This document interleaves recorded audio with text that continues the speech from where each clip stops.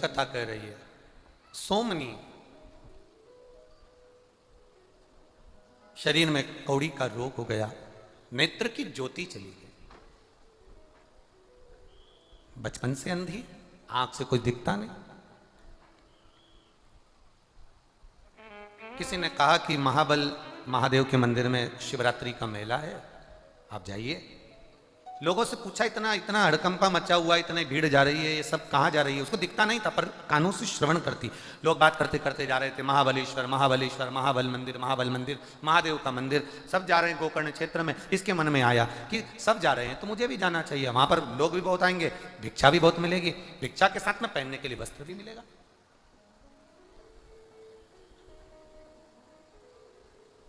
किसी भी भाव से जाओ, पर शंकर के दरवाजे तो पहुंची ना। एक पत्र आया है, देखिए। मैं रायपुर छत्तीसगढ़ की निवासी हूं। अभी 2 माह पहले इन्होंने अपना नाम शायद इसमें नहीं लिखना, भूल गई होंगी, पर कहीं बैठी हो तो हाथ ही जरूर हिला देना। अगर कहीं बैठी हो तो हाथ हिलाइएगा। मैं रायपुर छत्तीसगढ़ की निवासी हूं गुरुजी। अभी 2 माह पहले मई 2023 में मेरी पुत्री के आंख में अचानक से दर्द हुआ और कुछ दिनों में उसकी एक आंख तिरछी हो गई। जिन्होंने पत्र लिखा है, अगर कहीं बैठी हो तो हाथ हिला सकते हैं। जिन्होंने भी लिखा हो, अगर बैठी हो तो हाथ हिला सकते हैं। एक आंख तिरछी हो गई और उसे एक आंख से दिखाई देना बंद हो गया। उसे हम तुरंत डॉक्टर के पास लेकर गए। डॉक्टर ने कई प्रकार की जांचें और बताई और उसे आंख की जांच करने के बाद आया कि उसकी आंख में कैंसर हो गया। आंख में कैंसर हो गया, जिसका इलाज तुरंत ही शुरू करना होगा। और हमारे तो पैरों तले जमीन खसक गई गुरुदेव। डॉक्टरों को दिखाया, सभी जगह पर एक ही बात कही कि इसको आंख का कैंसर हो गया। कोई कहे इसको चेन्नई ले जाओ, कोई कह रहा है इसको हैदराबाद ले जाओ। छत्तीसगढ़ के सारे डॉक्टरों को रायपुर में दिखाया, सबने कैंसर बताया। हम उसको लेकर कहाँ जाएं, ये विचार करते करते ही सोचे कि कहाँ से धन आएगा। 4 साल पहले इसके पिताजी भी शांत हो गए और बेटी की आंख में कैंसर हो गया। कहीं बैठी हैं तो हाथ हिला सकती हैं, अगर कहीं बैठी हो तो। अब करें तो करें क्या, खर्चा भी कितना आएगा। फिर भी सभी लोगों ने कहा कि इसको हैदराबाद ले जाओ। हम उसको हैदराबाद ले गए, डॉक्टर को दिखाया। उन्होंने कहा इसको कैंसर है आंख में, 15 दिन के अंदर इसका ऑपरेशन कराना है। 15 दिन दिए, हम उस बेटी को लेकर वापिस आ गए। किसी ने कहा, एक काम करते हैं, कैंसर तो इसको है, 15 दिन का ऑपरेशन है, आंख में इसको दिखना बंद हो ही गया है, एक बार चलो अपन सीहोर चलते हैं। और हम गुरुदेव सीहोर कुबेरेश्वर धाम पहुंच गए। वहां से एक रुद्राक्ष लिया है, कंकर लिया है। रुद्राक्ष को पानी में गलाते, शिवजी को चढ़ाते, कंकर का पूजन करते। हमने सोचा 15 दिन बाद तो ऑपरेशन है ही, वही शिवजी का चढ़ा हुआ जल इसको पीने को देते और इसकी आंखों में लगाते। बाबा हम क्या वर्णन करें, क्या बाबा का हम क्या गुणगान करें गुरुदेव। हमने बाबा से प्रार्थना कर कर हमारे घर के नज़दीक में जो शिव मंदिर है वहाँ पर भी जाना प्रारंभ करा। बेलपत्र लाकर इसको देना प्रारंभ करा। इसकी आंख में जो कैंसर था, हम उसको लेकर 15 दिन के बाद जब ले जाने लगे, 1 दिन बचा, तब इसकी आंख की रोशनी धीरे धीरे बढ़ना प्रारंभ हो गई। बाबा का क्या गुणगान करे गुरुदेव। आंख की रोशनी बढ़ना प्रारंभ हुई। आंख जो तिरछी हो गई थी वो धीरे धीरे सीधी होना चालू हुई। शाम के 4 बज गए, दूसरे दिन की हमारी गाड़ी थी, ट्रेन थी, हमारा वो आंख धीरे धीरे शाम को 4 बजे तक अपने स्थान पर सही हो गई और उसकी रोशनी बढ़ गई। हम जब हैदराबाद इसको लेकर गए तो डॉक्टर ने कहा, ना तो इसको कैंसर है, ना इसको ट्यूमर है, इसका कैंसर ठीक हो गया है। ये शिव तत्व, ये वो घड़ी है।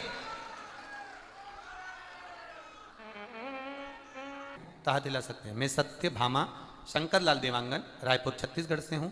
बाबा का मैं क्या वर्णन करूँ गुणगान। गुरुजी मेरे पास शब्द नहीं है। मेरा बेटा कृष्णा देवांगन 2019 में पढ़ाई पूरी करने के सरकारी नौकरी की तैयारी कर रहा था। गुरुदेव 2019 से सरकारी नौकरी की तैयारी कर रहा है, पर योग नहीं लग पाया।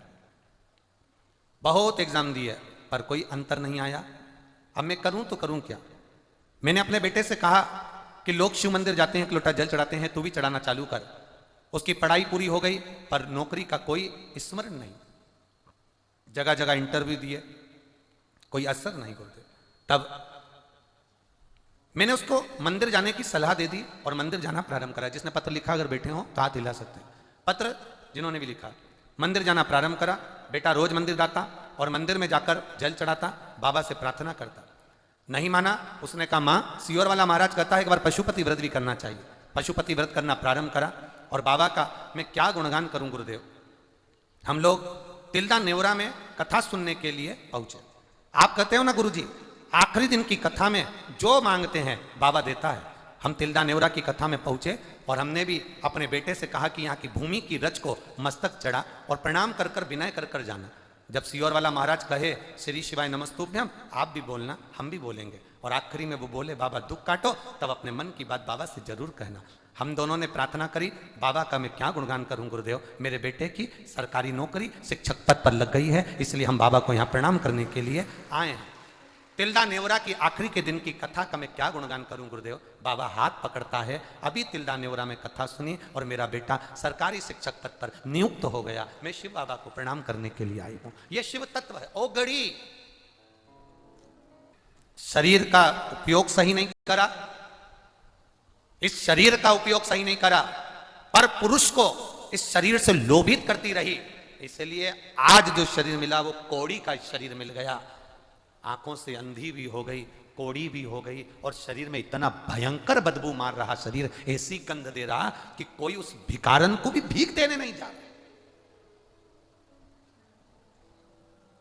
कोई उस भिक्षुक को भी भिक्षा देने के लिए जाने को तैयार नहीं।